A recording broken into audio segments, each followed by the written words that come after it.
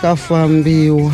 yi dumile gaza le ka inagyane yi dumile gazo ayene gyane loko ku Brian Bomba ihlamusela ku Brian Madyak Bomba se o swi tsemakanya loko ku Brian Bomba hambi yena loko a yitwa ngoma le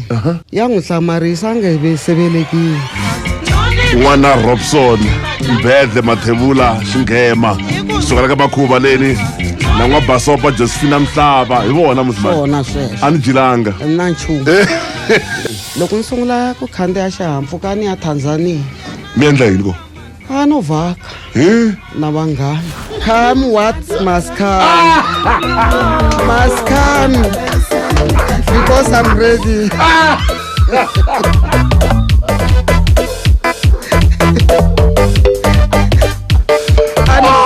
a xitile xitaku hambi wo ni vulavule swo ka swi nga ri swona ni byele loko ni fanele mi nhlahluva ni fanele ni va ni ra n'wina na mihlahluva hambi ni wa Joni ni kombela mi fika le mi nhlahluva mi languta ku ri na mali yi nghena rini eyi mi lava mali man mi lava mali mativa leswo hlahluva vanhu ku mali yi nghena rini a swi tirhi ne a swi hembisa ngopfu a va hanya mani khatisa ya se a ni navela leswi a va kha va yimbelelisa swona ya that's why ni kurisinyana rito nkarhi lowu ni endlela ku mani khatisa va ni tsakela kusukela 1980 ni ri na langsese movha unene ni driver swinene ai yele